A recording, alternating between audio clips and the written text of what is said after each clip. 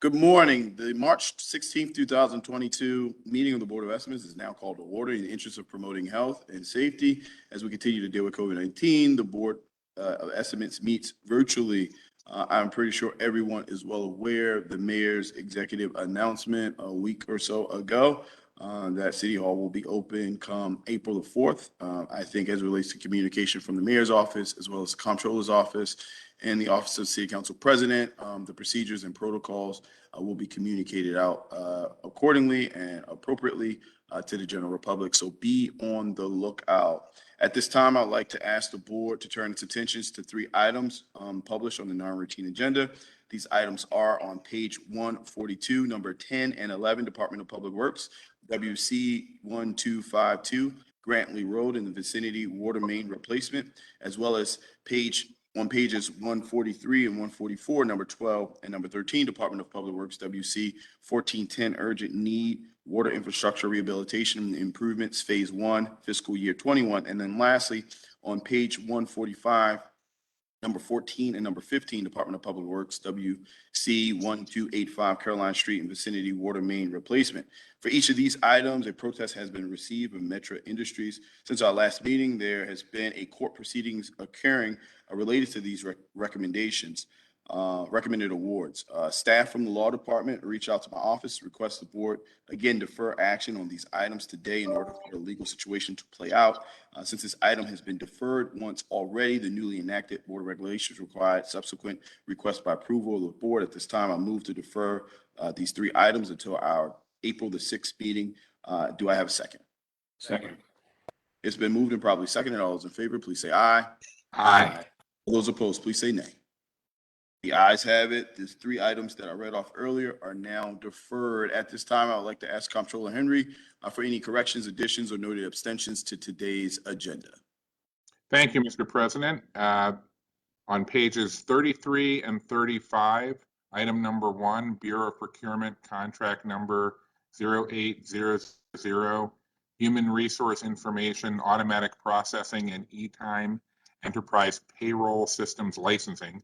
On page 35, in the line reading 31, renewal pending board approval, the number $48 million, $4,800,000 should be $0. Also on page 35, the total contract value should be $66,333,117.24. Mr. President, there is one walk-on item for the agenda today. It was submitted by the Department of Recreation and Parks and is a transfer of funds for Afram 2022. Because this is a walk-on, it will automatically be on the non-routine agenda. The department is walking this item onto the agenda because it is time critical to ensure funds are available to pay vendors for this unique festival, which will be held on Juneteenth weekend in Druid Hill Park. I will now read the board memo for the record. From Reginald R. Moore, Executive Director, Department of Recreation and Parks, to the Honorable President and members of the Board of Estimates, the board is requested to authorize and approve the transfer of $525,875 to the Baltimore Civic Fund for the 2022 Afram Festival. Please see the attached budget. The amount of $525,875 is to be transferred to and issued out of the Baltimore Civic Fund Afram account 1001-000-0000-1265000-607004. The Afram Festival is a celebration of African American life, music, and culture. This family-oriented event is filled with entertainers, children's activities, arts, history, education, financial literacy, employment and job training, health and wellness, and more. The Baltimore Afram Festival is presented by Mayor Brandon M. Scott and the City of Baltimore with the support of the Advisory Board and Steering Committee. Mr. President, I move this item be included on today's agenda as a non-routine item. Second.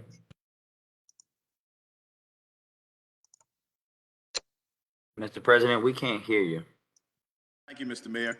There's been a motion on the, and probably seconded to have this welcome item added to non-routine agenda. At this time, I'll take a vote. All those in favor, please say aye. Aye. And all those opposed, please say nay. The ayes have it. That will be added on as a non-routine agenda. Turn the floor back over to you, Ms. Comptroller, and I'm sure if you had any additional items to add. Oh, yep, I still got a lot. Thanks, Mr. President. Moving on to protests on page 136, Department of Finance Master Services Agreement. Protests and supplements to protests were received from Kudak Rock LLP, representing ACI Payments Incorporated. A response to the protest was received from DLA Piper LLP on behalf of Paymentus Corporation. On pages 142 and 143, items number 10 and 11, Department of Public Works, WC 1252 Grantley Road and Vicinity, water main replacement and transfer of funds. Protests and supplemental protests were received from Metro Industries. A response to the protest was received from Monumental Paving and Excavating. Pages 143 and 144, items number 12 and 13, Department of Public Works, WC 1410, urgent need water infrastructure rehabilitation and improvements, phase 1 FY21 and transfer of funds. A protest and supplements to protest were received from Metro Industries. A protest and supplement to protest were received from R.E. Harrington Plumbing and Heating Company. Pages 144 and 145, items number 14 and 15, Department of Public Works, WC 1285, Caroline Street and Vicinity water main replacements. A protest and supplemental protest were received from Metro Industries. A response to the protest was received from Wright, Constable and Skeen LLP on behalf of Civil Construction LLC. The following item is being withdrawn. Page 52, item number 12, Bureau of Procurement, Report of Emergency Procurement. It's being withdrawn at the request of the city purchasing agent. Page 108, Mayor's Office Amendment number 2 to non-construction consultant agreement. It's being deferred until April 6th at the request of the city administrator. The following items are moved to the non-routine agenda. On page 4, item number 1, Department of Transportation extra work order number 004, TR 16301, replacement of bridge number BC 4202, Broning Highway over Colgate Creek and associated roadway improvements. Page 8, Office of Civil Rights and Wage Enforcement, prevailing wage rate recommendation for 2022. Pages 33 to 35, item number 1, Bureau of Procurement, contract number 08000, Human Resource Information, Automatic Processing, and E-Time Enterprise Payroll Systems Licensing. Pages 58 and 59, item number 19, Bureau of Procurement, Report of Emergency Procurement for BSIT. Pages 60 to 62, item number 20, Bureau of Procurement, Report of Emergency Procurement, DOT. Page 75, Department of Finance, Fire Department Special Event Rate Increase. Page 136, Department of Finance, Master Payment Agreement. No items are being moved to the routine agenda. The board has received the following abstentions from the Honorable Mayor Brandon Scott. Pages 56 and 57, item number 18, Bureau of Procurement, Report of Emergency Procurement with Johns Hopkins University for COVID-19 International Vaccine Center Education and Training. Pages 79 and 80, Health Department, Agreement with the Johns Hopkins University School of Medicine. And page 81, Health Department, Agreement with the Johns Hopkins University.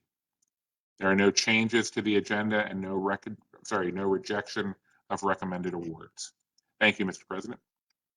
No, thank you, Mr. Comptroller. At this time, I ask for a motion to approve and adopt the opening statement read by the Comptroller. All those in favor, please say aye. Aye. And all those opposed, please say nay.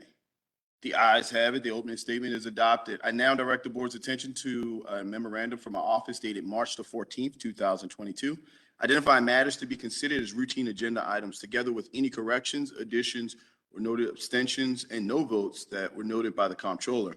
At this point, I'll entertain a motion to approve all the items contained in the routine agenda. So moved. Second. It's been moved and properly seconded. All those in favor, please say aye. Aye. And all those opposed, please say nay.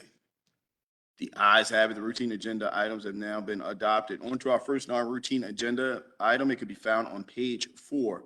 Number 1, Department of Transportation Extra Work Order Number 1, TR 16301, on the replacement of Bridge BC 4202 on Broning Highway off of Colgate Creek and associated roadway improvements. On behalf of the Department of Transportation, we have Director Steve Sharkey to speak to this contract. Mr. Sharkey, the floor is yours.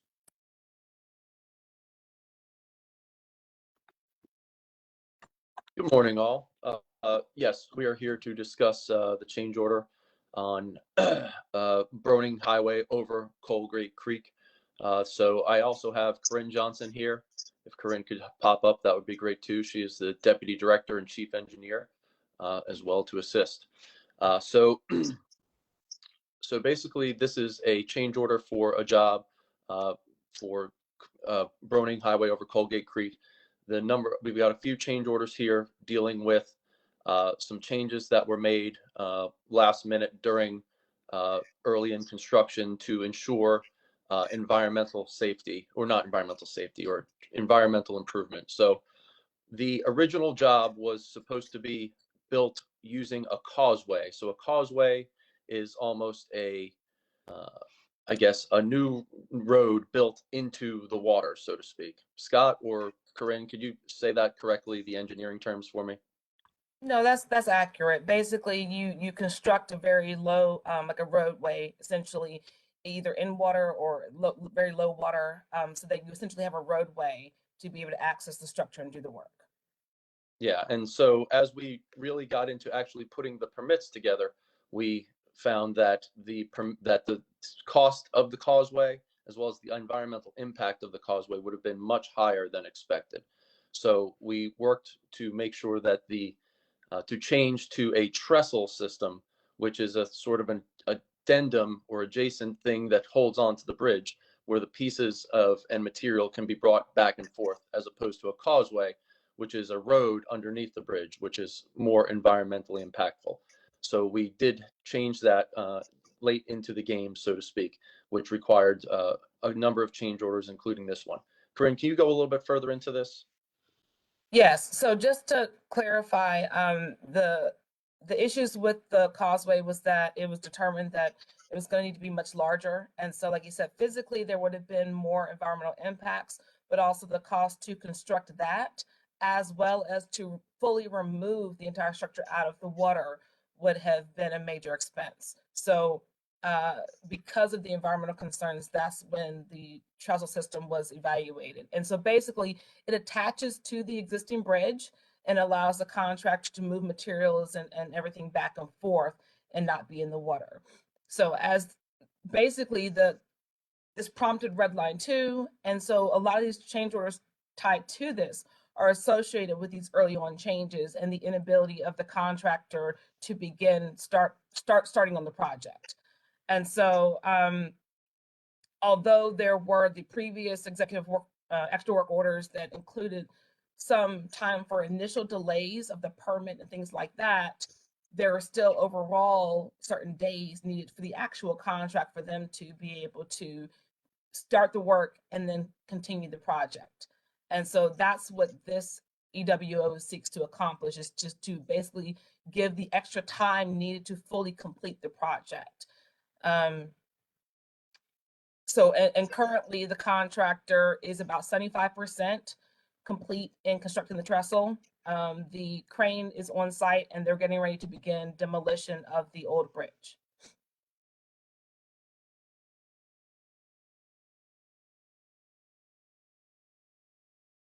I think that kind of hits on. Is that everything from Department of Transportation, Ms. Johnson or Director Sharkey? Yeah, if you guys have questions. At this point, I just want to make sure you were finished your presentation. At this point, are there any questions or concerns from members of the board? I see Comptroller Bill Henry's hand up. I yield the floor to you, Mr. Comptroller. Thank you, Mr. President. Good morning. So just, I'm trying to make sure I have a better understanding of the timeline. Did DOT actually start building a causeway and then stop? No. Okay, so somewhere between when the project was bid out and then when you started actually bidding it, did you change from It was- building a causeway to building a trestle? So it was all tied to the permit. Initially with this project, we had a concept approval for all of the erosion and sediment control plans. And so initially, when the contractor received it, there were still some things pending from that permit. And then basically throughout that process, that's when it was realized that there were going to be issues and with the sizing of the causeway, excuse me, of the sizing of the causeway. And so then that's what prompted additional conversations with the permitting agency and the designer to figure out what other options exist, as well as with the contractor. And then from that point, it was determined that per the permit that we needed to do the work outside of the water. And so that kind of changed the approach of the project. And that's when the trestle system was then introduced as a means to complete the project without impacting the water. Is there some threshold that's in regs or policy that requires DOT to, if the project changes by X percent, it's considered a significant change, and you would rebid the actual project rather than can just make a bunch of change orders to the old one? There is no written threshold, but that is a right of departments.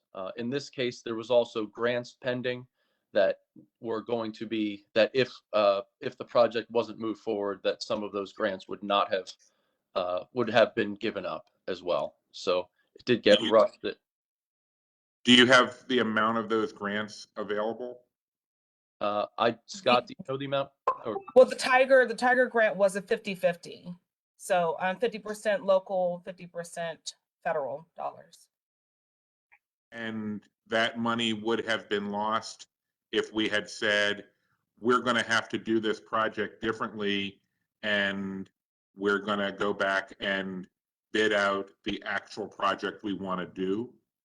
There was a timeline attached to the Tiger grant. And so had we canceled this advertised project and then went back to the drawing board and re-advertised it, then we would have lost the 50% that the federal government was contributing to this project at that time. And do we have any grasp of how hard it would have been to get that money back for the actual project? The grant, we wouldn't have been able to get any funding under the grant anymore. The time would have expired. No, I mean, but could we apply? Oh, so you can't apply for another Tiger grant for a later project? Not for that grant, no. Yeah, and at the time, especially with President Trump there, the federal DOT was being very stickler about the timeliness of the grants and the time rules for bridges. Okay, well, the reason I'm maybe let me, before I opine, let me ask a couple more questions. This extra work order makes the project approximately 32% over budget, with more than $5.8 million now in extra work orders. This is the fourth extra work order. Is there, does DOT anticipate more? Are there any projections of the cost? Well, two pieces. So first, it's over budget off the bid, but actually the original engineer's estimate was higher, about 25 million. So the bids came in lower than expected, but then were, I guess, higher. We are expecting at least one more change order for a little bit less than $1 million, but the rest of the job, we're not expecting change orders, but we're not foreseeing any either. So does the Tiger grant cover 50% of whatever we spend, or 50% of what it was originally budgeted to be? So it's 50% of what was budgeted. However, every time we have any type of change order, we go through communications with state highway administration and federal administration to determine their participation. And so each extra work order is treated differently to determine what they will participate in. So it's not a set number, but originally, yes, 50% of the bid items they were or are covering. So of the 3 previous extra work orders we've done, how much has the Tiger grant been increased to cover how over budget we currently are? For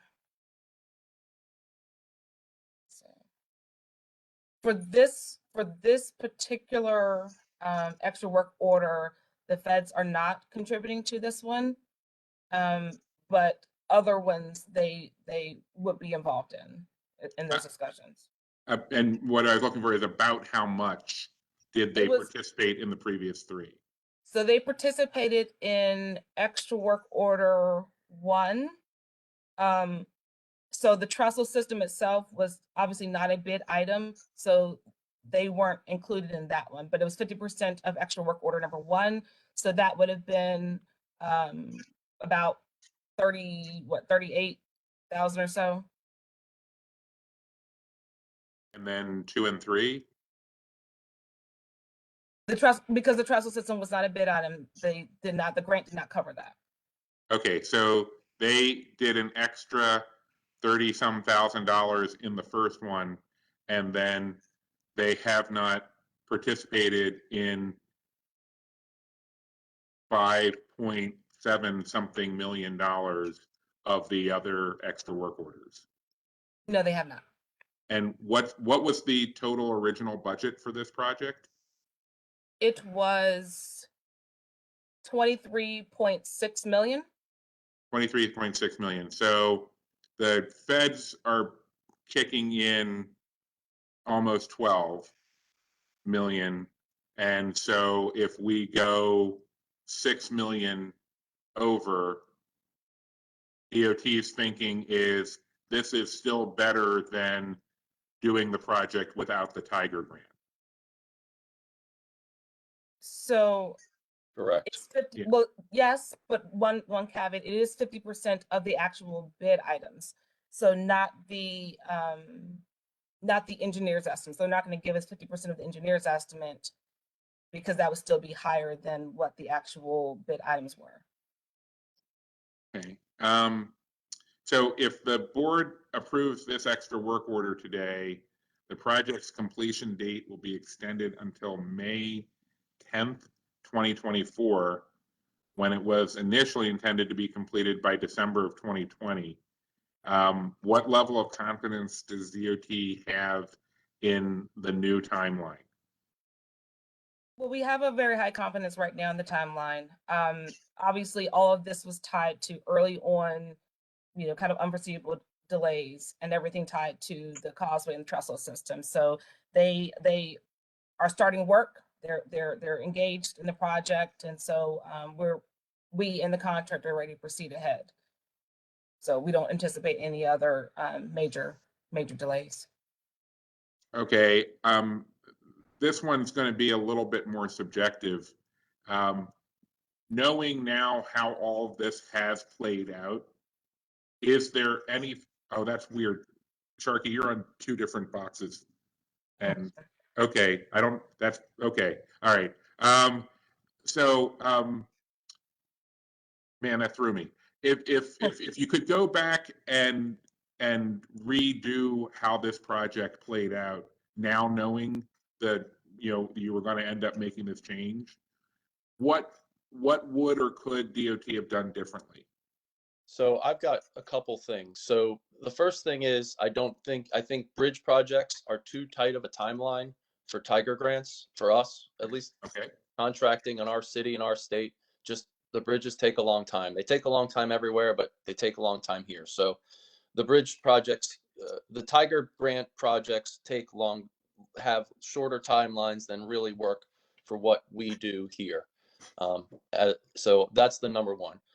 Overall, the second piece about bridge projects is the way that we fund bridge projects, and this is universal, not necessarily to this particular piece, is that we fund bridge projects with federal money from the start. So federal and local money from the start. So and this is a different type of federal money, but it's 80%, 20%. So federal does 80% of the bridge, we do 20% of the bridge. This is not the Tiger grant, this is extra money. So in other cases, we start with that, but we start using that money from the beginning. But there's a 10-year time clock from the minute you start using that federal money that the job has to be complete for. I believe that we need to find ways to put more local money up front for the design to give more time on the back end with the bridges. We're trying to learn some more from the state. The state has some tricks that they use to possibly do things, but we need to put more local money up front on bridges and more federal money on the back end of the bridge projects. So those are two things that I'm, trying to move towards. Okay, that's a good takeaway. Thank you. Last question is, do the construction signs on the bridge get updated in terms of what is now the expected completion date? Yes, we're working with the contractor on that and expect to have those updated within 3 weeks. Okay. All right.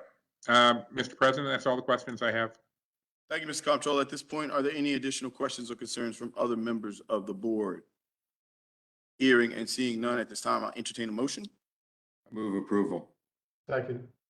It's been moved and properly seconded. All those in favor, please say aye. Aye. Aye. Those opposed, please say nay. The ayes have it. This item is approved. Next up, we are on the non-routine agenda, can be found on page 8. Office of Civil Rights and Wage Enforcement Prevailing Wage Rate Recommendation 2022. This request is to approve the recommended prevailing wage rates for this year on behalf of the Office of Civil Rights and Wage Enforcement. We have Director Dana Moore. We have Chief Equity Officer Dana Moore here to speak on the recommended rates. Chief Equity Officer, Ms. Moore, the floor is yours.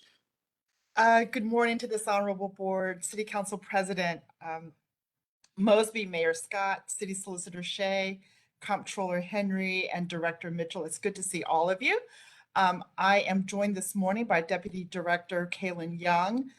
We are here. I am wearing 2 hats, both as the Chief Equity Officer for the City of Baltimore and Director of the Office of Equity and Civil Rights. We'll be working to get that name changed officially if that's what we need to do.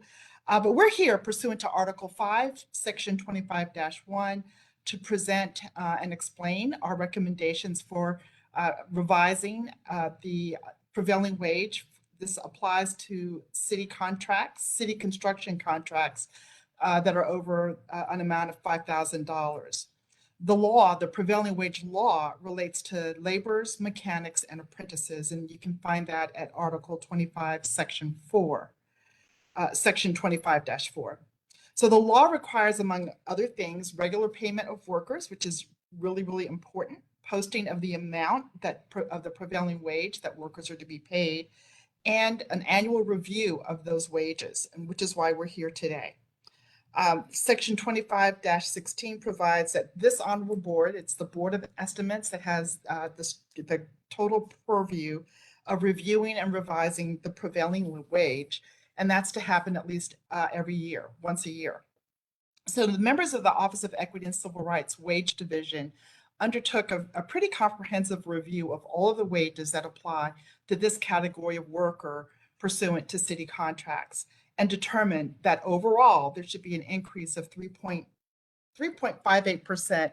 And my deputy, who is the mathematician in this office, and perhaps even for the city, is going to drill down and explain a little bit deeper on the math. I've learned it never pays to argue with someone who was a math major when you were an English major.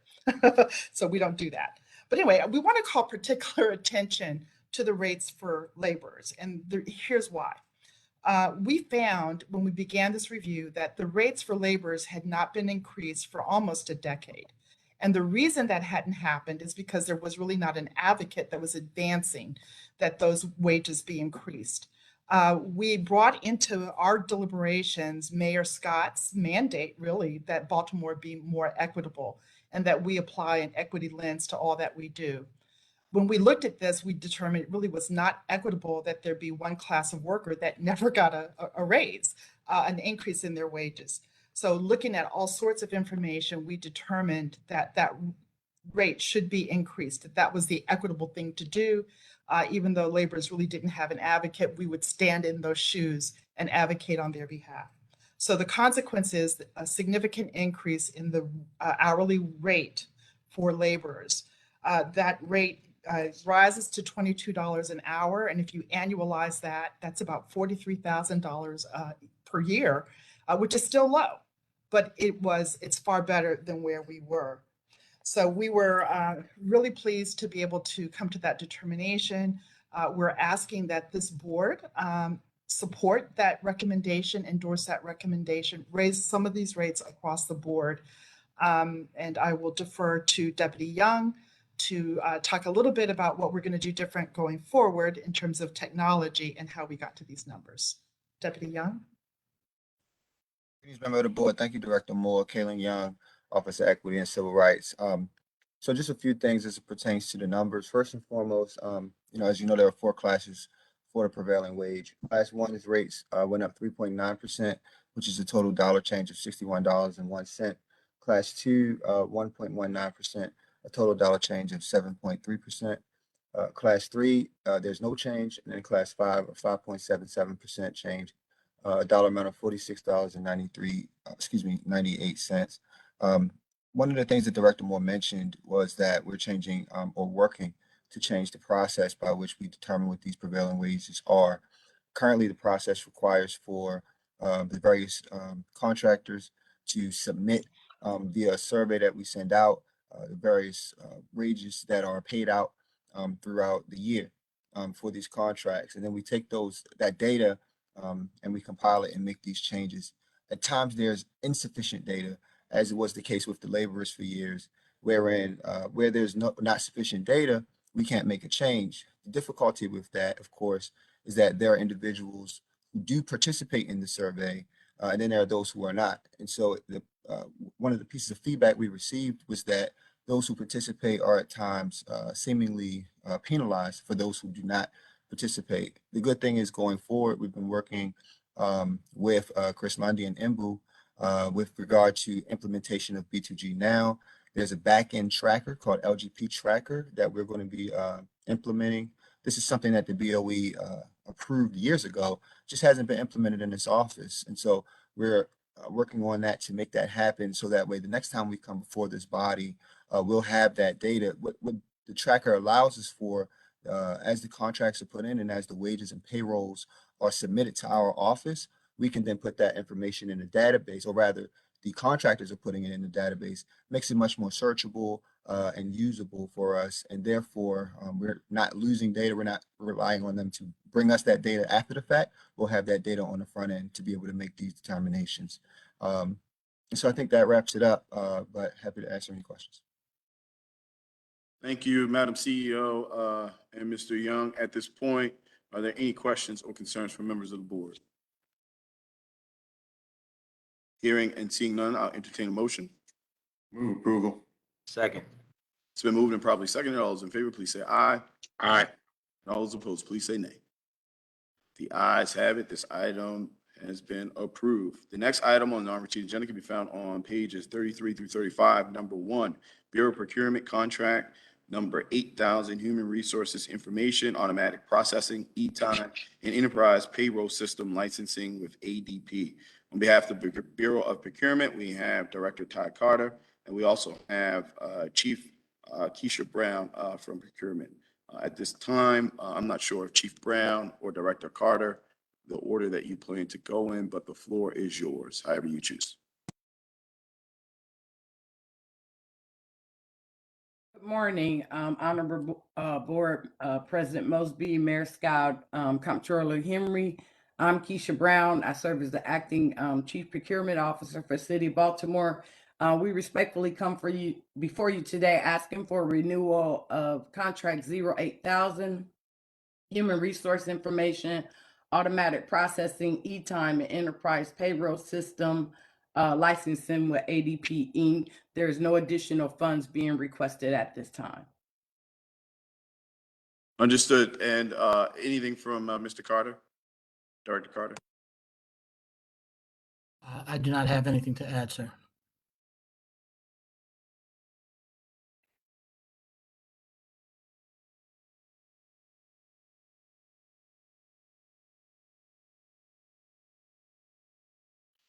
Thank you. At this point, are there any additional questions or concerns from members of the board? Ms. Comptroller, the floor is yours.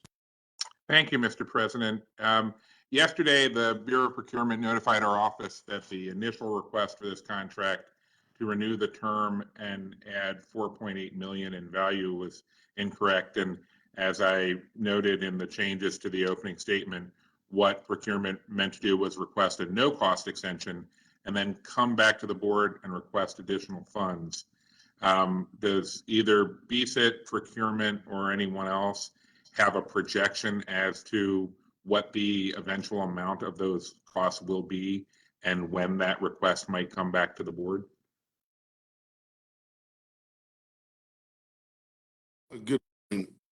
This is Henry Raymond, Director of Finance. So good morning, President Mosby, Mayor Scott, Comptroller Henry, honorable members of the board.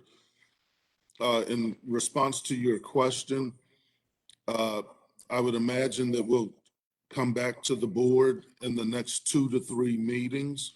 And at this point, we do not have a specific dollar amount because the final scope of work is still under negotiation with ADP. Well, actually, thank you, Mr. Raymond. That's a great segue to the next question, which is, and I'm not sure if this is a question for finance or a question for BSIT or a question for the larger steering committee for the Workday implementation.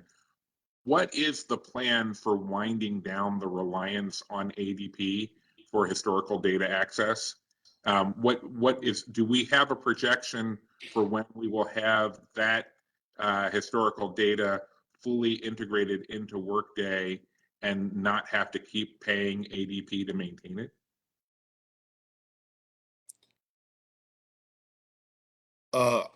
I'll defer to BSIT. Sure. So we have overwhelming majority of our data, the things that we need from ADP are more in the lines of services. We have been reporting over the last several months historical data from the data that we have received to meet a number of requests. So the goal is, when you say fully integrated to an IT guys, that means one thing, but at the end of the day, we have our data, we can report from it. The kinds of tools that we use to fully integrate it into Workday is something that we have to figure out. And the types of services that we are going to need from ADP, and if they have any of our additional data, that will be sorted out in the next several months, as Director Raymond said. So from a timing perspective, you can expect that we will wean ourselves away from ADP fully within the year and be fully self-contained within Workday or outside systems for reporting as necessary.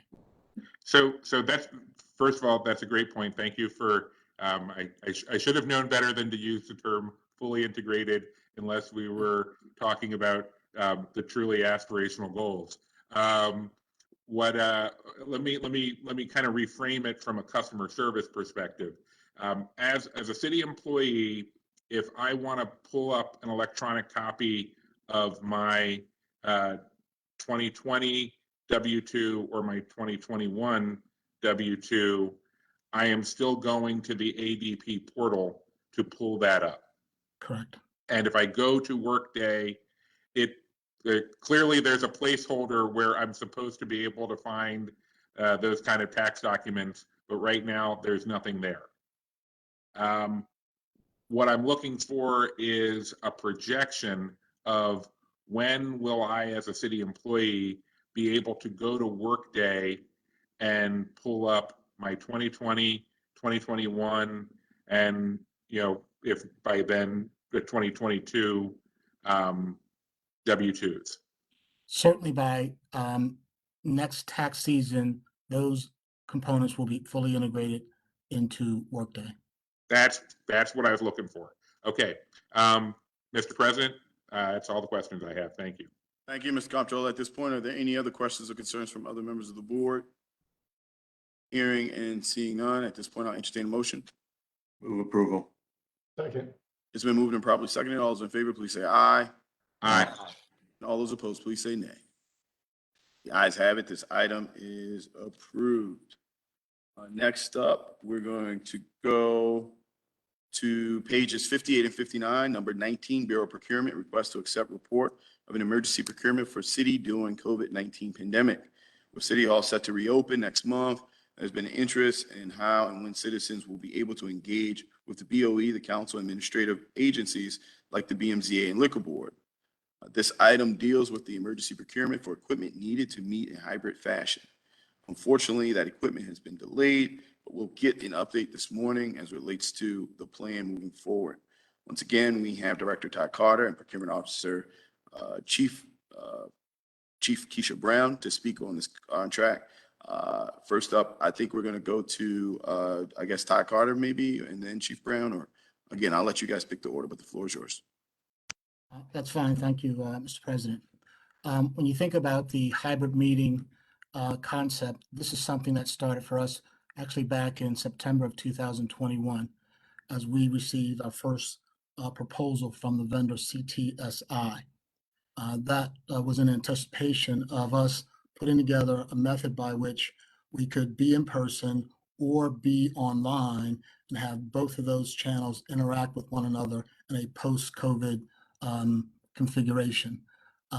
We had a number of stakeholders that came to the table to help figure this out. Members from the Council President's Office, the Mayor's Office, Facilities, IT, the Comptroller's Office, and we came up with a plan for several City Hall meeting rooms to be updated in the first phase with this new configuration.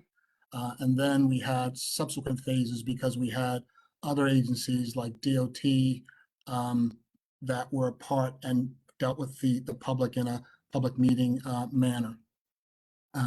So at that point in time, we worked with EMBU. We got the PO cut around the December timeframe. We worked with CTSI. All the orders had been placed, and that's when we ran into what I'll call a brick wall because some of the equipment that we needed was impacted by supply chain issues. At this point in time, we have about 2/3 of all of our equipment has been received, but the remaining third is pushed out. Our target date for the original hybrid meeting is the mid-April to mid-July, but I have to caution that those dates are moving based upon the supply chain. And so we, for that particular solution, are at the mercy of the supply chain. We've had multiple meetings with your offices and other offices. We've escalated to the leadership. We've been pressing them very hard. And as we get a full configuration in, we will begin to incrementally build those rooms out quickly. And in the interim, we are building out an alternative so that we can start at least, have this type of configuration available next month when we start opening up the public, especially toward the BOE. Thank you, Director Carter. So just to kind of circle back on what you communicated and break it down in a little less technical terms, I think what you're telling the general public is that when we open up City Hall, that there will be some virtual abilities that they have today that won't necessarily be in place until we have the full-fledged hybrid solution available come mid-April to May, right? We are building up a solution for the BOE room at the moment, and we plan to have that ready when we open up on April 4th. And for city council, We're still working with your office as to that configuration, but we will have this ready for the BOE by the 4th. gotcha. And BMZA and Liquor Board, are they on the same track as BOE or? Once we have, it's more dependent upon the rooms that we have as opposed to the actual agencies. So for the agencies that are using the BOE room, they could use this configuration. So everybody, BMZA, Liquor Board, and BOE should be full-fledged hybrid come April 4th. However, from a city council perspective, we're still working on that timeline associated with some of the long lead items, and that pushes us to April, May timeframe, hopefully, right? That is correct. Perfect. Thank you so much for that clarification.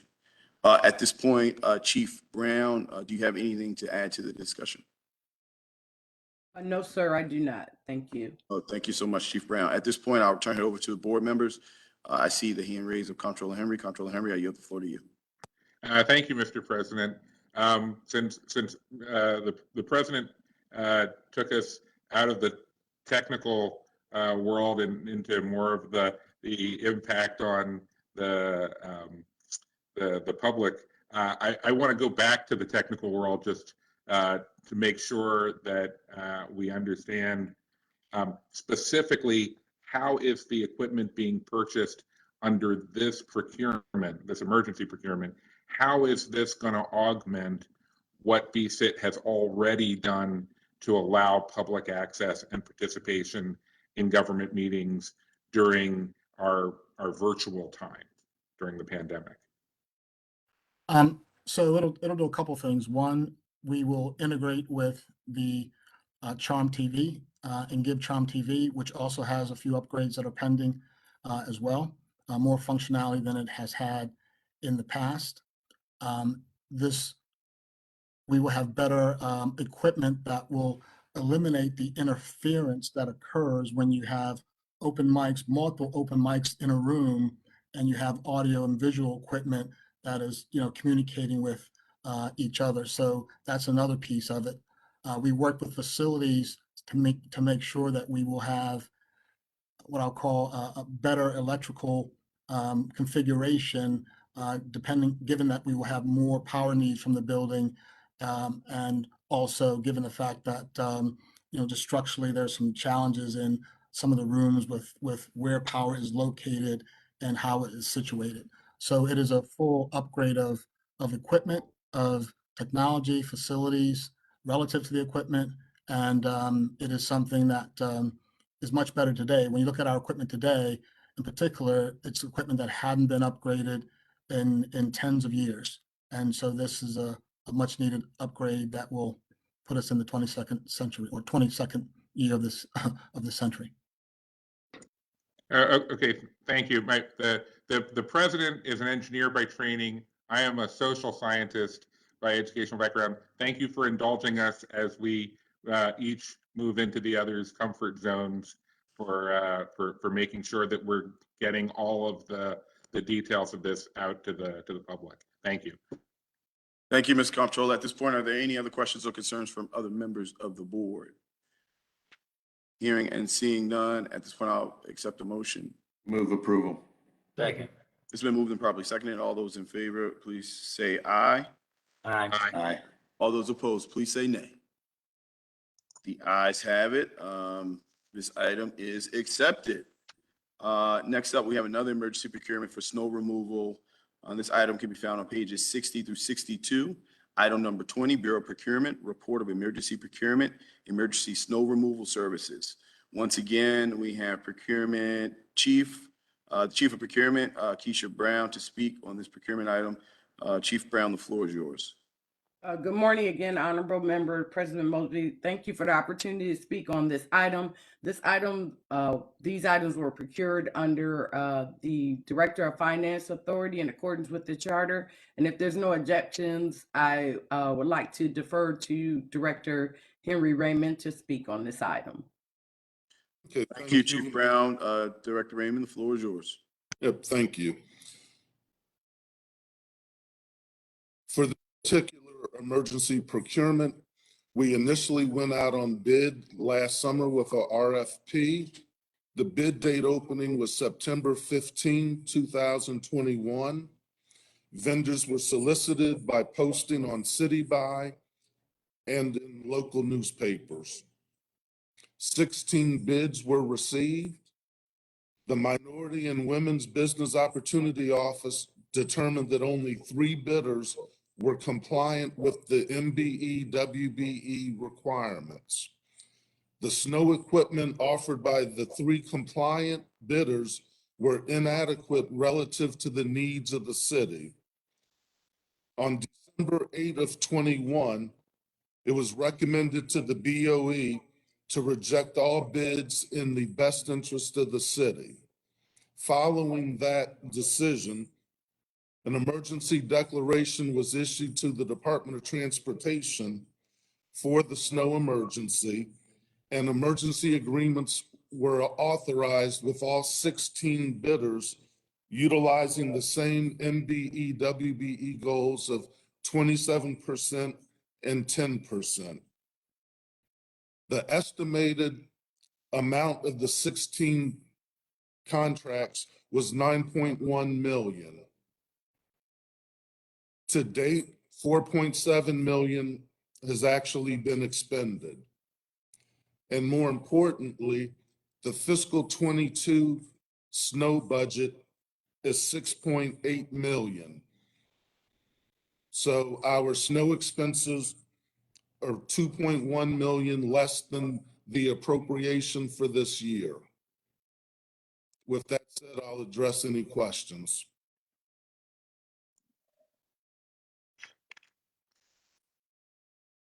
At this point, are there any questions or concerns from members of the board? Comptroller Henry, the floor is yours. Thank you, Mr. President. So I guess the first question, okay. First, I want to just make sure that I'm following the timeline, which is 16 people bid, 16 companies bid. 13 of them were found non-compliant by MBU. We rejected all bidders, and then because we needed to have some snow removal capability, DOT went out and actually contracted with all 16 of the companies that put in bids, including the 13 whose bids were found non-compliant. We spent $4.7 million, I think it was. Okay. That's correct. So, and now we have to pay them for it, or we paid them and now we're paying ourselves back. We have paid out $4.7 Right. million for the services rendered. So I guess my question would be, has MBU had an opportunity to review the actual, what was actually paid out and assess whether, how the 16 different vendors did in terms of MBWB compliance? I'll defer to the MBU office. This is Chief Lundy. Mr. Comptroller, we have not had an opportunity to do a full compliance review of all of the data for the emergency procurement. We did get to review the initial data that was provided by DOT with their calculations of the performance for the emergency procurement. And what did that tell you? Comptroller, I just got the information yesterday, so I was only able to do a preliminary review, and we haven't verified it in the manner that we typically do at MBU, where we would verify the actual payments to all the subcontractors and have conversation with the prime and the subcontractors regarding their performance. So for us, we haven't really been able to draw ultimate conclusions in terms of the participation achieved. But I would be remiss if I didn't point out, though, that this is an emergency procurement now that we are able to put goals on, whereas in the past, all of these emergency procurements that we're discussing today would have no opportunity for participation in goals that would mandate that they use MBEs and WBEs. Okay. I guess, I don't know if this is, I guess this is back to finance. Is there some type of time pressure on us approving this? Because I would rather know the results of the level of MBU compliance, if possible, before we did the formal approval. I mean, the vendors have been paid. This is a question of us settling up internally. So is there a problem if we defer this till April 6th? And actually, I should ask, Mr. President, can I ask the Yeah, chief I have of no MBU objection. if that would give them enough time to do this analysis? Yes, Comptroller, I yield the floor to you. You got all the questions you want. Chief Lundy, if we deferred this until April 6th, would that give you enough time, or would you need more? I believe that should be sufficient time for us to be able to complete the review. But it is dependent upon some of that supporting data getting back to us. And I'm not certain at this time if DOT already has documentary evidence to support the payments that were made to the MB and WB subcontractors. But I do believe we should be able to get that done. Okay, Mr. President, could I ask that we defer this item until the April 6th meeting? Yep, it'll be deferred to April 6th meeting. Thank you, Chief Lundy, as well as Director Raymond. This item is deferred. Next up, we have item on non-routine agenda can be found on page 75, Department of Finance, Baltimore City Fire Department Special Event Rate Increase. The request is to approve an increase of BCFD's special event rate fee for overtime worked by the assigned staff. At this time, I'd like to recognize representatives from the fire department to speak on behalf of this item. I'm not sure who's on from fire department, but the floor is yours. President Mosby, Comptroller Henry, Chief Mayor Scott, and the rest of the Board of Estimates. My name is James Fisher. I'm the Chief of Finance for Baltimore City Fire Department. Discussed this with Department of Finance, most notably our budget analyst under Henry Raymond, Bob Senemy. And they did a study many years ago, fee study for the city of Baltimore, which was back based on cost of 2007. So it's more than 10 years.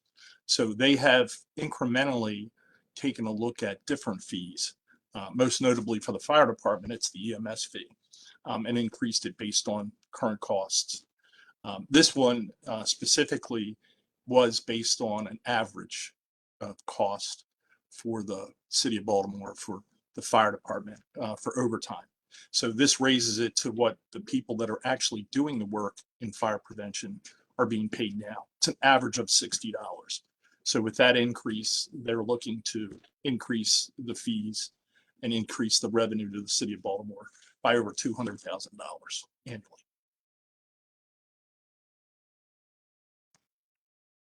Thank you, Mr. Fisher. At this point, are there any questions or additional concerns from members of the board to the fire department? Ms. Comptroller, the floor is yours.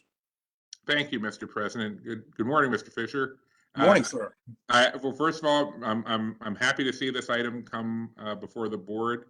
This item directly addresses finding number 3 in the fire department's performance audit that was presented to the board last October.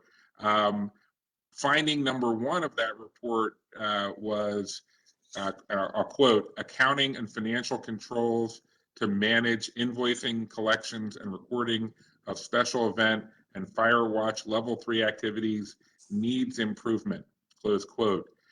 So we're glad to see that we're addressing finding number 3. Can you update the board on the progress that's been made to invoicing, collections, and processing of special events charges? Well, that's an interesting point. Right now in Workday, they are going through a process of developing information that will be submitted for deposits, invoicing and deposits for all fees that are for the city of Baltimore, including the ones that you mentioned in that report. There's a presentation actually on Thursday at 10:30 for the fire department. Well, not just for the fire department, but all the fire, finance officers of the city of Baltimore, that Mr. Raymond and Karen Tolly are in the process of development. So I think probably the Comptroller's office audits is part of that meeting. I'm not sure, Mr. Raymond, if you want to speak on that. Yeah, and I'll jump in. Thank you. Sure. The finance department has primary responsibility for collections citywide of various fees. With the implementation of Workday as it relates to the accounts receivable module, there will be much more transparency, allowing agencies to drill down and understand exactly what's been collected, what's outstanding. So we believe that with this transparency, there will be significant improvement with the collection rates overall for all special events. That sounds great. If our audits people weren't already planning to be there on Thursday morning, I'll make sure they are.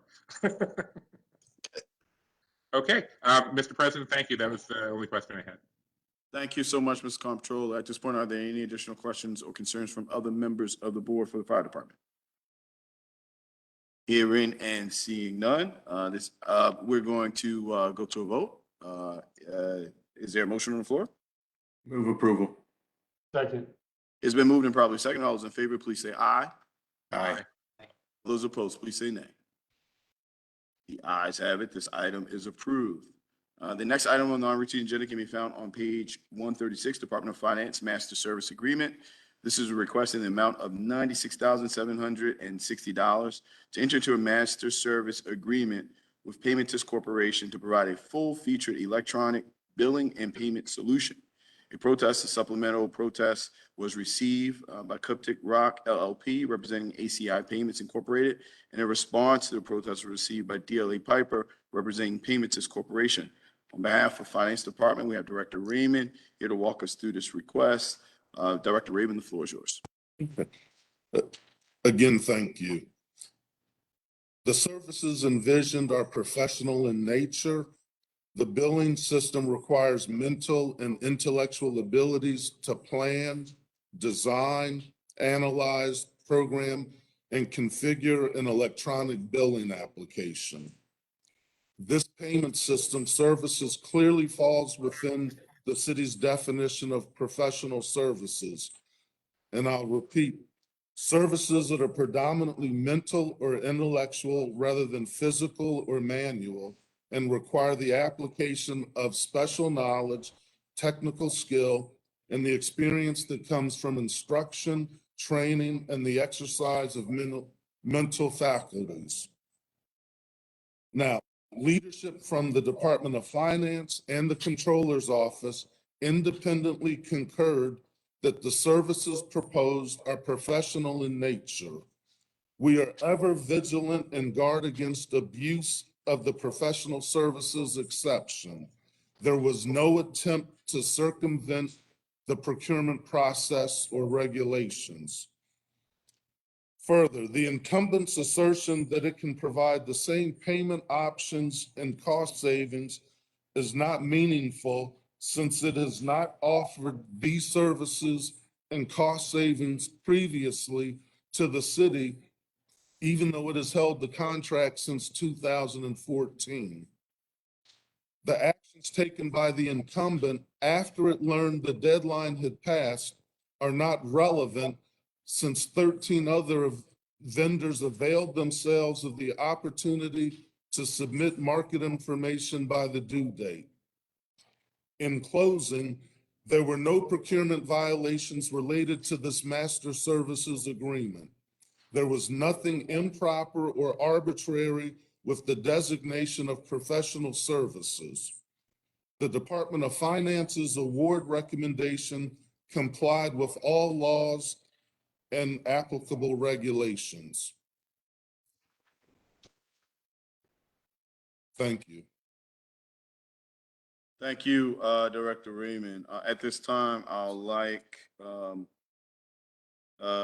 someone from Kutik Rock or one of the protesters to speak, I'll provide the opportunity. As we've done in the past, if there's multiple presenters from a protest, we will allow for the first protester to present their entire protest and their entire case. Any subsequent dealings and hearings from the actual protester will be timed. So at this point, is there anyone on from Kutik Rock or ACI Payments Incorporated? Yes, President Mosby, this is Steve Surratt speaking on behalf of ACI. And with me today is Jennifer Blunt. But the two other people who will be speaking, if necessary, will be Mr. Mitchell, who is with ACI in a leadership capacity, and Mr. Schwanz. We submitted some filings on Monday, which I'm sure you've all had a chance to read now, so I don't want to belabor the points, but I just want to hit some highlights. The first is, as correctly noted, ACI has been your incumbent for well over 10 years, performing the work very well without any complaints, interacting with the city all along, and certainly has every bit of the capacity and ability of Paymentus or other competitors in the marketplace. As a matter of fact, ACI is the industry leader here. But naturally, we follow our contracts and we do what the contract requires. And if the city requires more, certainly we are more than willing to be responsive to that. But as right now, everything has been going very well. We have two additional option years, two option periods of 2 years each still left in the contract. Now, turning to the merits, the key here is whether or not we have professional services that are being predominantly provided for mental or intellectual purposes. The $96,970 proposed contract before you is just for integration. It's not for the actual system itself. What's on the table here is a 7-year deal, and we think that the revenues fairly estimated would be about $10 million that'll flow through that contract. So the 96,970 is less than 1%, certainly not predominantly when it comes to the work at hand. The other point is that we could actually avoid the 96,970 altogether if you keep ACI on board. So the city wouldn't have to spend a dime to continue. But if the city decides that it wants to do an RFP, which ACI is more than willing to participate in, then it's very likely that you would not have to spend the 96,970 anyway, because in a competitive environment, and you'll hear this from Mr. Mitchell, you will not expect any of these companies to charge that amount as part of their competitive proposals. The third thing we want to bring up is that we heard in the last meeting that the transmittal that occurred between the Department of Finance and the Comptroller's office was misleading. It only talked about the integration work of the 96,970 and didn't talk at all about the full-blown $10 million implementation. And in looking at the city's rules, this may be splitting hairs, but I think it's important. The full contract, not just the transmittal letter, should have been provided to your office at the Comptroller's office. And that didn't occur. And we believe we wouldn't be here today had Mr. Knighton been given the full facts. The other issue we want to bring up is about the RFI. We just want to realize this is at this point a total distraction, but I just want to mention it to you. Because Mr. Henry did ask me directly in the last meeting why it was that ACI didn't respond. So ACI learned of the RFI in December. It promptly made inquiries to the procurement office. The procurement official involved wrote back and said, it's too late to respond to the RFI, but it's not a procurement action. Nevertheless, ACI began immediately to put together the materials that would be responsive to the RFI, because an RFI is just an information gathering tool. It's a market research tool. And we were prepared to submit that when we learned that the board was taking up the Paymentus contract. So the the fact that we sat back and didn't do anything is not correct. We actually did make inquiries, and we were assured that this was not going to be a procurement action. And on the basis of that, we didn't see that there was going to be any type of a contract action taking place. So at this point, I'd like to turn to Mr. Mitchell, and he can elaborate. His affidavit is on file, but I think it would be helpful if you hear from him directly. Ben? Okay, thank you, Steve. Good morning, everybody, and thank you, Mr. President, for the time today. I'm Ben Mitchell. I'm head of biller operations at ACI. Also, I serve as president of ACI Payments, Inc., which is the entity that's contracted here. I've been in the payments business for more than 33 years now and have very deep and intimate knowledge of how the systems work, and have been particularly involved in the innovation and development of this business model going back many, many years. And as Steve said, I do want to reiterate that the actual long-term value of this particular type of relationship is not in the implementation and setup fees. It is in the ongoing transactions that are happening in real time as citizens make their payments and the service fees are collected. Just a little bit about the payment system. Those service fees that are collected are largely paid out to the card issuers, the card networks, and the processors who are involved in facilitating the payments behind us. So I think it's an important point that we keep in mind that the integration and implementation is a very small piece of the larger puzzle here, which is the ongoing service fees collected for processing the payments. So I'm happy to answer any questions about background or business model or how we got here. So Thank you very much. And then Mr. Schwans is here as well. And perhaps you could just say a quick word about the steps you took when you learned about the RFI. That's right.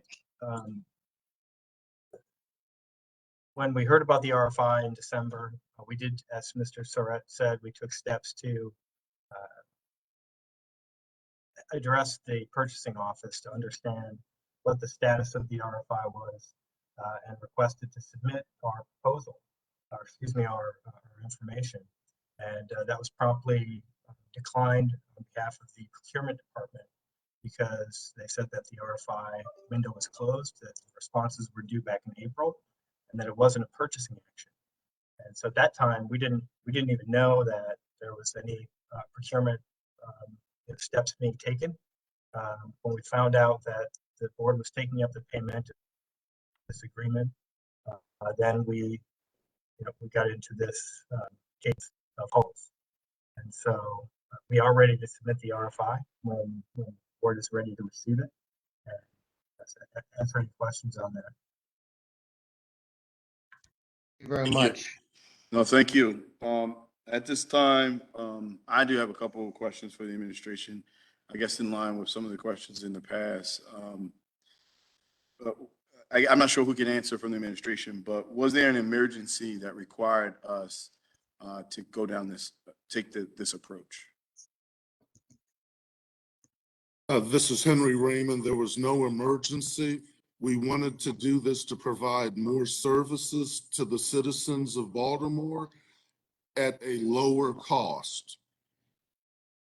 So if our goal was to get I'm sorry, Mr. Tim. I'm sorry, Director Raymond. I thought you were finished. Yeah. I was just going to say the present incumbent did not offer additional services and did not offer cost savings to the city since the inception of the contract in 2014. Understood. So Director Raymond, and again, I'm not sure if you're the appropriate person to answer this line of question, but if there was not an emergency and if the overall goal was to drive to a lower cost, not only for the city, but also for our citizens, why did we decide not to go down a competitive bidding process? Because we received an appropriate justification to have this designated as a professional services agreement. No, I understand. And I understand we're working off of the confines of the charter. And I think you determined that this is a mental and intellectual purpose. particularly as it relates to the integration and implementation phase that we're approving here today of close to $100,000. I think the question I'm asking is for the overall product, the product that the citizens will be on the hook for the next 7 years, and the city will be on the hook for this next 7 years. While we had a vendor that had been in place for quite some time, if there was not an emergency to move in a different direction, why didn't we open it up for a competitive bidding process where you get actual competition and you really drive down the best-in-class offer associated with what's out there? My response would be is that we were very transparent. We had 13 vendors that responded to our market survey. The fact that the incumbent missed it for whatever reason, that's their issue. The way I look at this is, Yeah, and Director Raymond, I'm not advocating, arguing, or talking about one bidder over the other.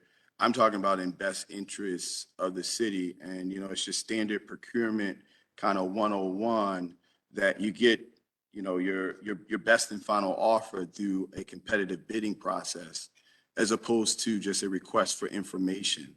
So what I'm trying to understand and ascertain, and I've not been able to receive from the administration, knowing that we did not have an emergency, knowing that we had a vendor that was in place, knowing that we had time to actually do a competitive bidding process.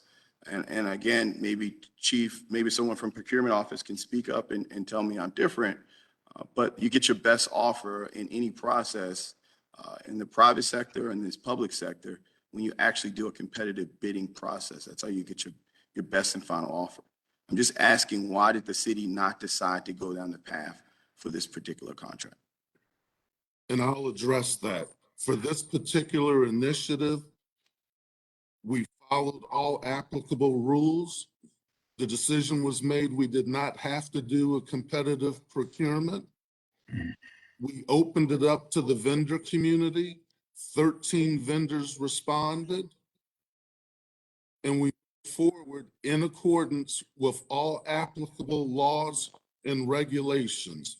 Yes, I am not, Director Raymond, I'm not suggesting that any laws were broken and that we did not follow the charter. I think that there's a lot of structural issues inside of our city charter, specifically as it relates to procurement. I know the administration has been very vocal about breaking down some of the barriers and the issues associated with the structural problems that we have inside of our charter related to procurement. And I really point this out as a particular poster child. I mean, at the end of the day, what you've described today is any software that's developed for the city of Baltimore can really go down this pathway. It's not just the intellectual integration of it, but it's also the ongoing implementation of those services for a long period of time. It's 7 years. I think that if we take a step back and we honestly think that a contract of this award, of this magnitude, of this size, of this scope, and this impact to the citizens of Baltimore is just under the realm of professional services, I'm really hard pressed to think that anybody is logically assuming that. Again, as it relates to this particular piece of it, this $96,000 piece of it, now it's fair to assume if that was completely separated from the actual ongoing implementation, but we know that it's not the case because this is proprietary software that they're developing. So I'm just wanting to know, like, is there a reason outside of knowing that you guys stake on the confines of the law, you're consistent with the charter, that there was no nefarious actions or intent here, but outside of all of those things, knowing that everything was kosher there, was there any other reason, knowing that there was an emergency, that the city didn't decide for such a large contract to do a competitive bidding process? We wanted to provide the services more services to the citizens at reduced cost. All right, and the way that you do that to provide enhanced services and a reduction of cost is a competitive environment. So I assume that professional services in accordance with the city charter. Again, I realize that we're in accordance with the city charter. I hope that the administration would be the first to say that there's tremendous problems with the way we handle procurement, and we have always handled procurement with the city charter. So that is not kind of the best way to highlight why we've gone down this process. Just really want to understand and know from a competitive perspective why we went down this process. The next question I have is, I guess gone down this process and Pimentus, the minority women business enterprise requirements, they're exempt from. Is that accurate?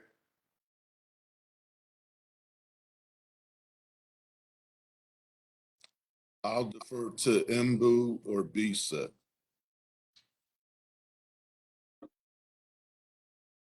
Are there any minority women business enterprise? I'm sorry, someone speaking up? Yeah, this is Director Carter. My understanding is that the embugos have been waived, but I see Dr. Lundy Director Lundy, are the embugos waived on this particular contract?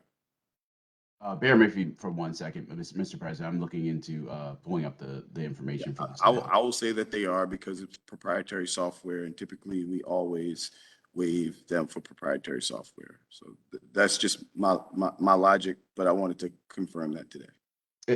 That's my understanding as well, but I wanted to get it in front of me. But I believe that would be accurate based on the discussion and my understanding of the contract being proprietary. That there would not be goals based on them being having proprietary software that they're utilizing. All right. Do you want to confirm, or do you think it's going to take some time? If I could get back to you, Mr. President, because I actually didn't have this matter up in front of me. Yeah, okay. Okay, well, just my logic real quick, and I'm not always right, so sometimes I'm wrong. So let's just, if you guys could just bear with me and say I'm right on this. There's proprietary software that is being developed for an essential need for the city of Baltimore. This software is going to not only be implemented, but also provide the services of the developer for a long period of time. I believe this contract is 7 years.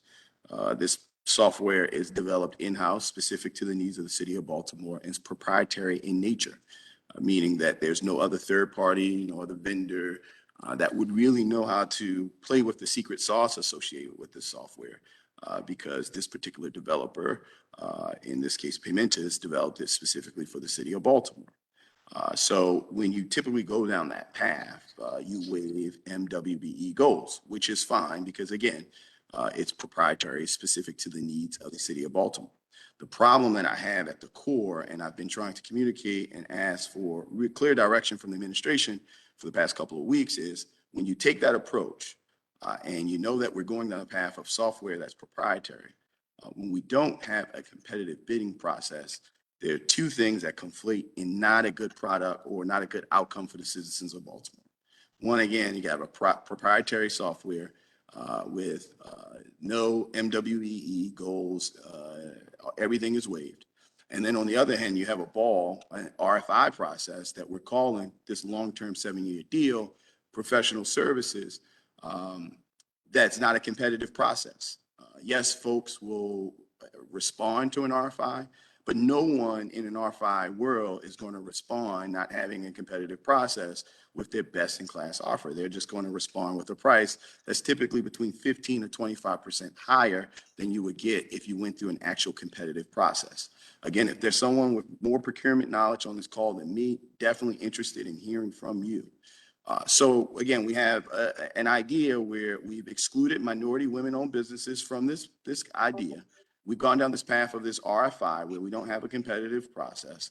And now I think to the citizens, they're going to be left out with the loss of, I don't know, $10, $12 million as relates to the end of this contract because we did not go down a competitive process. Again, I would be very strong, and I've been very strong, and I've been the one to kind of defer this item for more information from the administration. But I think that this is the poster child of the issues that we've seen in our city. And I'm very concerned that we're continuing that same type of behavior.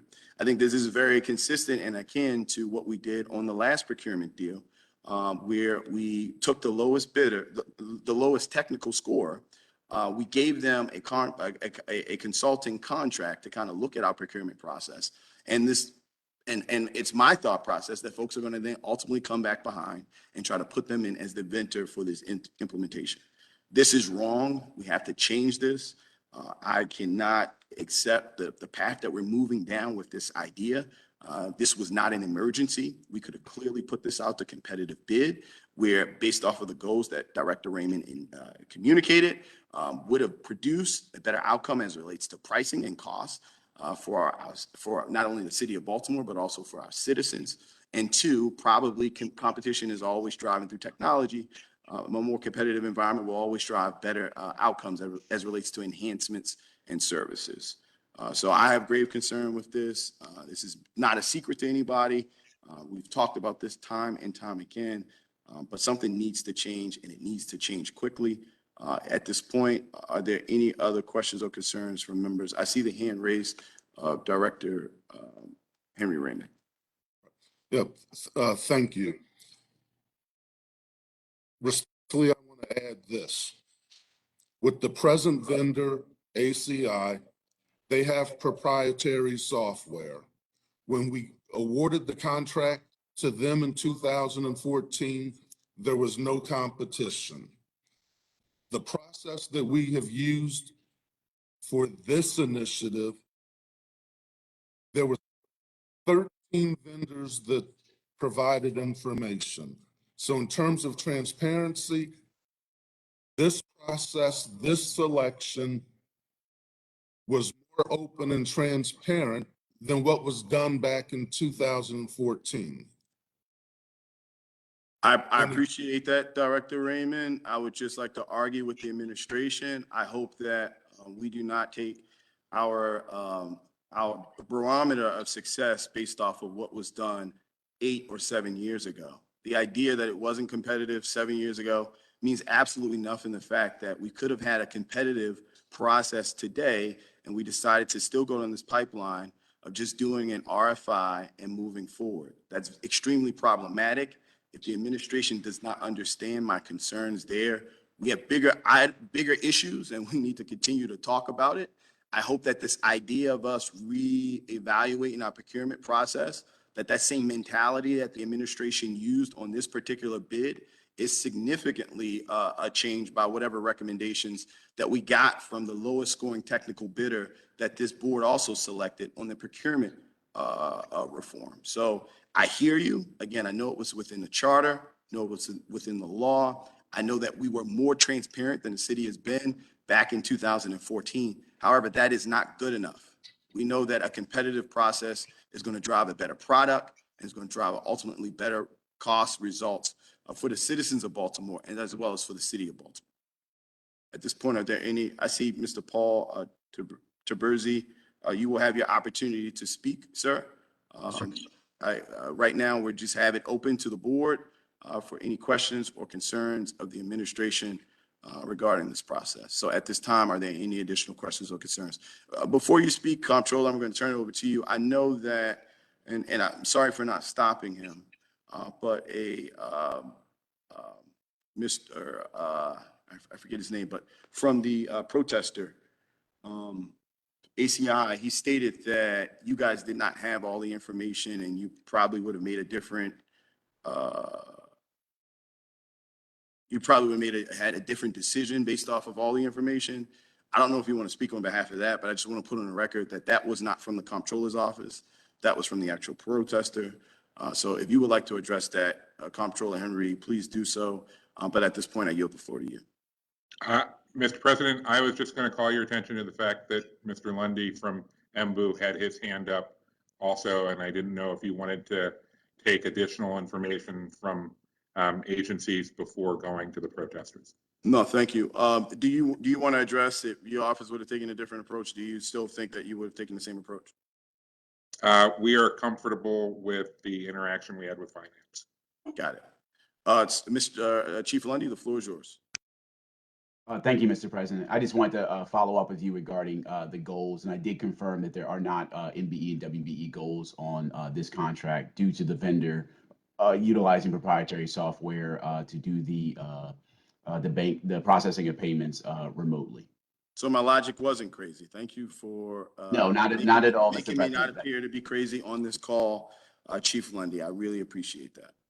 Are there any other questions or concerns from members of the administration? Hearing and seeing none, we're going to go to this is the order, so everyone kind of understands and knows. I know that the board is pretty much locked in on the direction that we're going to go. But to be fair, we're going to provide Dementis an opportunity to speak. And then I see the hand raised again from ACI. I'll allow them to close us out. And then from there, we're going to go into a vote unless there's any additional questions, concerns, or unreadiness associated with this item. So at this time, Paul, the floor is yours. Thank you, Mr. President. Mayor Scott, Comptroller Henry, Solicitor Shea, and Director Mitchell. Paul Taberzi, I'm here in the Baltimore office at the Piper firm, and I'm proud to represent Paymentus, a good client of our firm. The board is well familiar with this item. I think it's the third meeting, and really, Mr. Raymond did a better job than I in explaining the background and the process. Mr. Raymond's office acted correctly. The solicitor's office correctly acted. We've looked at this. One of my colleagues is a national procurement expert. He's looked at this. The city got it right. The administration got it right. There's no legal problems. And beyond that, I do want to point out there were 13 other companies competing for this. We prevailed. We're going to do a great job. We're a national leader, and we're going to give the citizens of the city a lower cost, better option than they've had with respect with ACI. And that's why Mr. Raymond's team selected us. This is going to save money for the citizens who really are paying the freight for this. There is a ticket for the city itself, but excuse me, Paul. Yes, sir. I have to interrupt. Channel 25 has stopped televising. I must have had a bad reaction on the television, Mr. Comptroller. No, at TV 25 has had a lot of turnover, and I think they're going through some technical problems and issues. I would hate to kind of push this on to another meeting. And we have the emergency walk-on item from the Afram as well. Let me try to get on the phone with the TV 25 folks, and let me be right back. So if we could just put the meeting in recess, we're going to come back to you, Paul, shortly. So give me about like 5 minutes, folks. Yes, sir.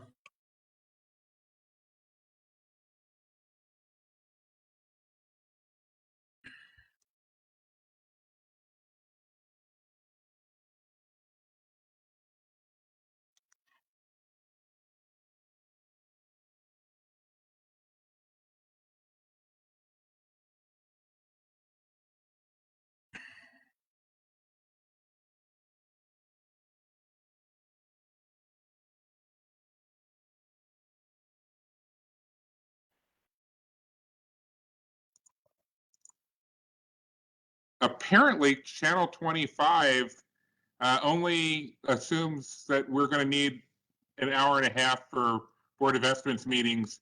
So apparently, even though we were still in the middle of a meeting, they switched over to their scheduled 10:30 broadcast of City Council hearing. No, Comptroller, it's again, I think I tried to communicate. There's been some turnover there, so they have an automated system set up. Yeah.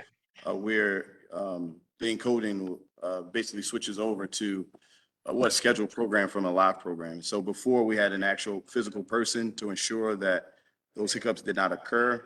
We're on the phone with TV 25, Channel 25 right now. We'll get back to you in momentarily, but just want to make sure we're putting accurate information out. I'm sorry, I'm still annoyed because this is what happened 2 weeks ago.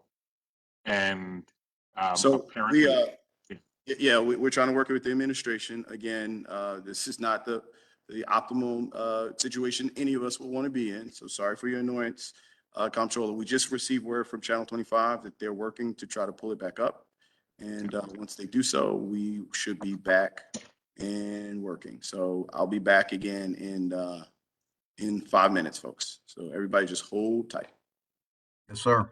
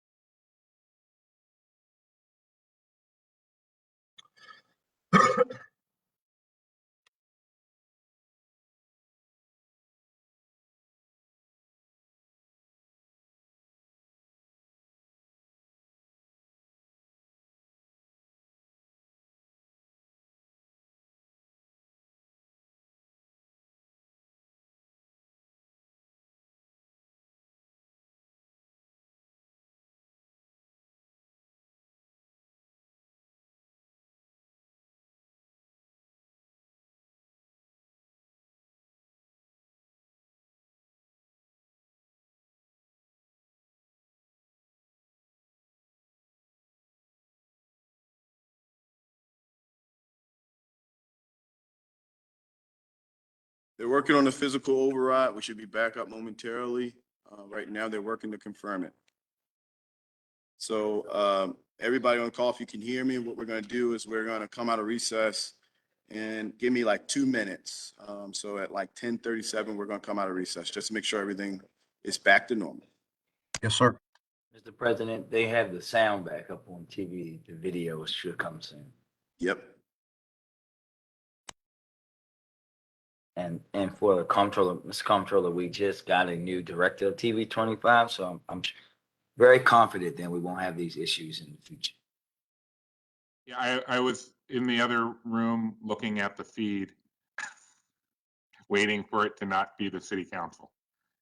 No offense, Mr. President. I love the city council. I'm glad that they get airtime. Hey, look, live TV is always better than some stale recording. I get it. This stuff right here is made for TV, and they broke it up right in the middle of the climax.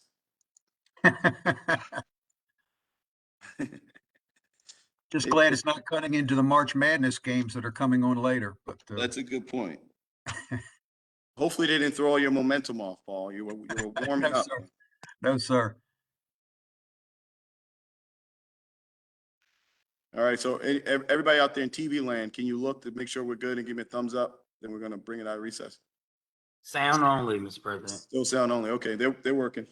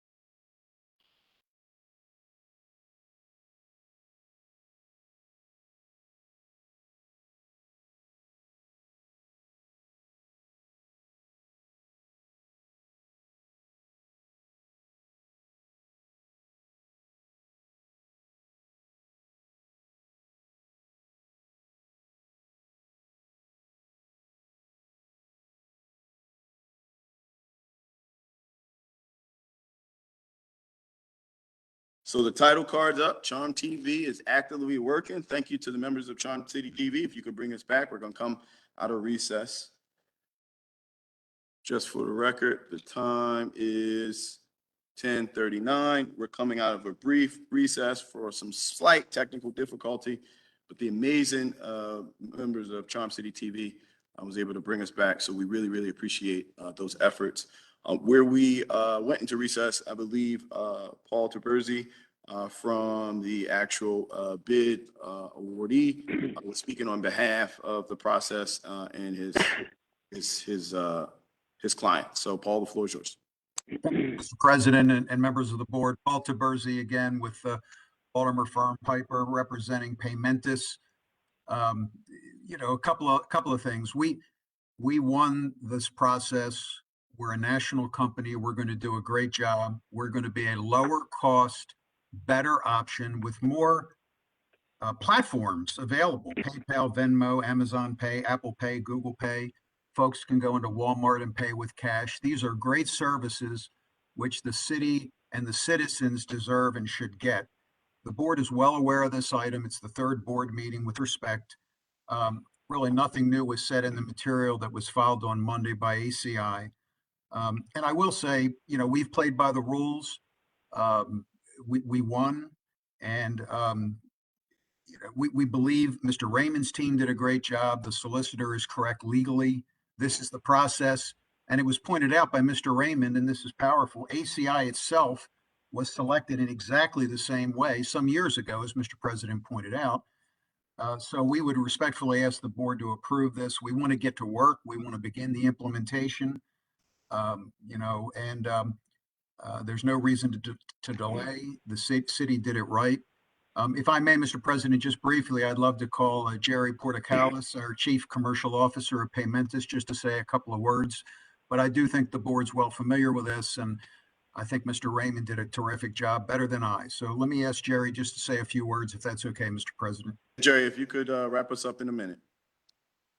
Yes, sir. Thank you to the Honorable Board, Mayor Scott, President Mosby, City Solicitor Shea, Comptroller Henry, Director Mitchell, for the opportunity to address you very briefly here, and a couple of items that I think would be helpful to provide some clarification as we wrap this up. As the team did throughout the process, they did a very thorough due diligence on going through the different services that we offer, and I'm sure they did with all the other vendors that were also invited to participate. There was a BAFO that was conducted. It was very thorough, tough, and your team did a great service to the city and its citizens with the rates that they were able to receive from Paymentus. And if we had more time, I could show you the bruises from the residual pain from the arm twisting of those negotiations and of those discussions that were had to get to the final pricing.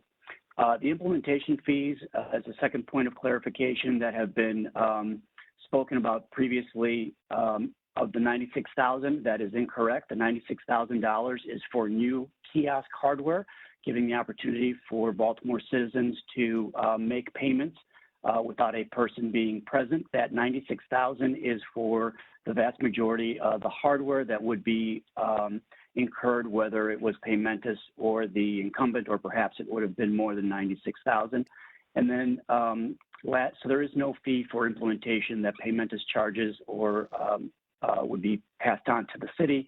And lastly, to simply state that the fees for the contract would have been incurred by the citizens, whether it was through Paymentus or ACI. This is not a Paymentus model of any sort. It is the model that we have, whereby the fees are passed along to the citizens using the service. Thank you all for your consideration. As Paul stated, we are very excited, very eager, and incredibly well qualified to support you in the city in this very important implementation. Thank you. Thank you, Jerry. Next, last but not least, we're going to hear from the protester again, just for any final remarks before we move to vote. Thank you very much, and I'll be very quick. Again, you've heard a lot from me, and I also am a government contract national expert.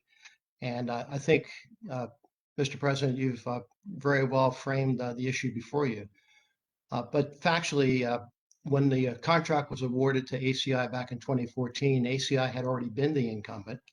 It had been paired together with another bank, and the city made a decision that they were going to reprocure the banking services. And at the same time, they realized they couldn't do the other half of the work, and that's why ACI was given the contract to begin with. So it's incorrect to characterize what happened back in 2014 as being anything comparable to what occurs today. The second thing is that in 2010, there was repricing that did take place. I'm sorry, in 2020. So the city has been in discussions with ACI all along on a regular basis. They have regular meetings. And it's not correct to say that what we offered back in 2014 is what you have today. It's definitely been dynamic and changed. The last thing is just what was said by Mr. Portakaskas, and that is professional services are for professional services, not for kiosks. And so if what you're being asked to do today, if you spend $96,970 on kiosks, that's a totally different fact that we hadn't even heard before. So I just want to put that on board and let you know that's just still another reason why this entire matter should be put on the shelf and allow ACI to continue. If the city wants to go through an RFP process, we are more than happy to compete. As I've been saying all along, ACI goes head to head with Paymentus and many other of these companies on a national basis. And we feel we would definitely come out on top in any competitive environment. Thank you very much.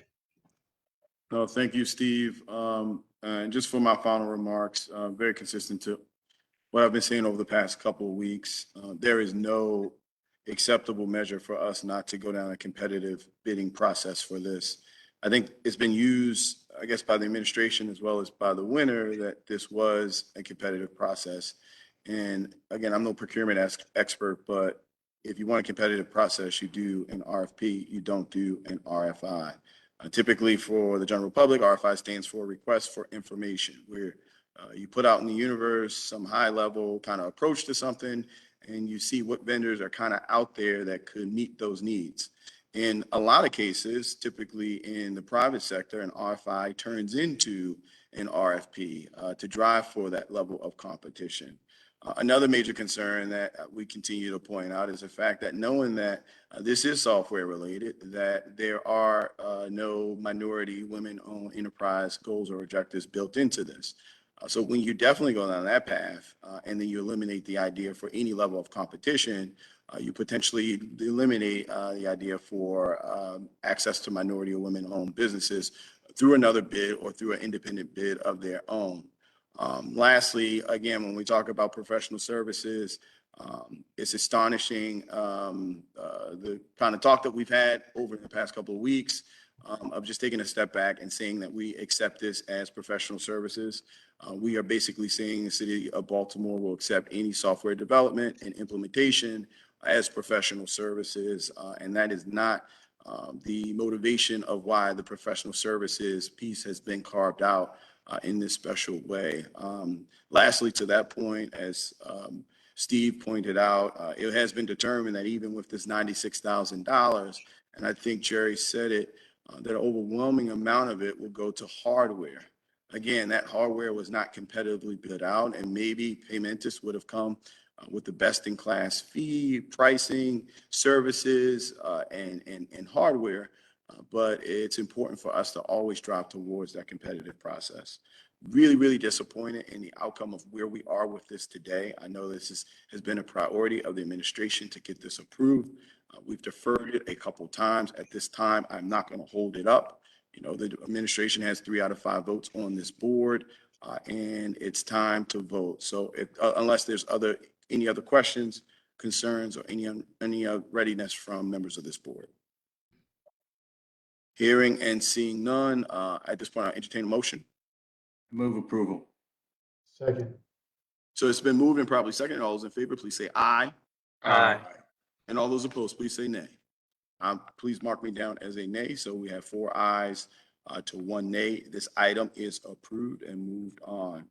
Thank you to Jerry and Paul, as well as to the folks from the protester. I think that the one thing that we get out of this is good government.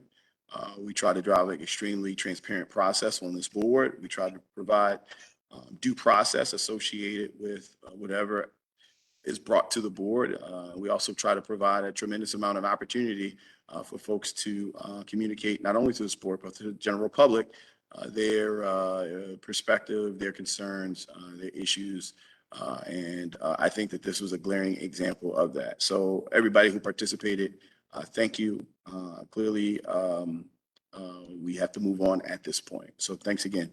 Finally, as noted, thank you. Finally, as noted by the Comptroller Henry at the top of the meeting, we have a walk-on item this morning from the administration. It's a transfer of funds from the Department of Recreation and Parks to the Baltimore Civic Fund to support the 2022 Afram Festival. At this time, I recognize Director Reginald Moore To explain this item, Director Moore, the floor is yours. Hi, I'm Nicole Green, Deputy Director of Administration. I'll be speaking on behalf of BCRP. Well, Deputy Director Green, the floor is yours. I yield it to you. Thank you, Council President Mosby, Honorable Mayor Scott, and members of the board. Recreation and Parks is requesting a transfer of funds to cover Afram expenses. We were prepared to submit this proposal for the April 6th meeting, but when we went back to finalize some prices, we realized that we have some deposits that need to be put down before April 6th, and or the prices will double. So with that being said, we are asking if we could secure the funds earlier. And that's it for me. Thank you, Deputy Director. At this point, are there any questions or concerns from members of this board to Recs and Parks? I see the hand raised of Comptroller Henry. Comptroller Henry, the floor is yours. Thank you, Mr. President. Good morning, Deputy Director.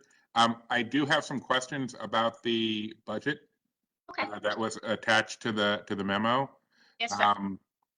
There are a couple line items that I wanted to ask about. One is backstage decor for VIP area, but then in parentheses, it says glow bars, benches, tents with AC, and flooring. And I'm like, so are we talking about the actual venues backstage, or are we talking about decor for them? We're talking about both. All of that is combined in that cost, so that the Okay. area for the entertainers is set up and comfortable for them. Okay, gotcha. And then there are two different line items. One is road to Afram talent and local talent for second stage. Can you talk about both of those? Sure. So the local talent stage is where we will have local artists. We have a stage set up for them on that day. And then the road to Afram, there will be some small activations leading up to Afram to get everyone excited. And Okay. that's why, yes. Gotcha. So those are multiple events preceding Afram itself. Yes, Okay. sir.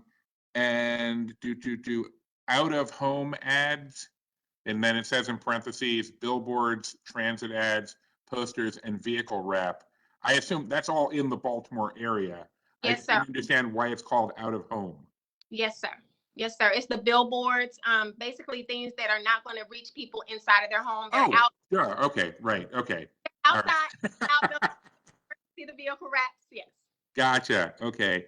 And then I think the only other one that I wanted to check in on is there's a line item for influencers.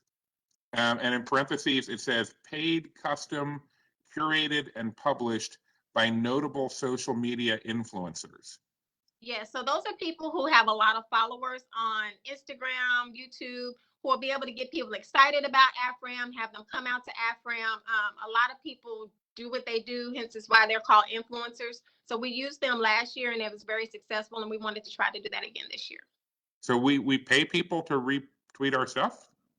We pay them to actually do their own stuff. So they'll be out and about at some of the events. They'll do some pre-recordings for us to get people excited about it. Yes, sir. Okay. Mr. Mayor, we should talk about that at some point. I think you're pretty influential. All right, Mr. President, that's all the questions I had. Thank you. Hey, Mr. Comptroller, I see the hand of Mr. Mayor. Mr. Mayor, the floor is yours. I was just gonna let the comptroller know that he would be considered an influencer with some of his internet posts as well. That's all, Mr. President. Yeah, but then I'd have to sell the kids on that one, because most of my posts that get a lot of reactions are family based. Yeah, Okay.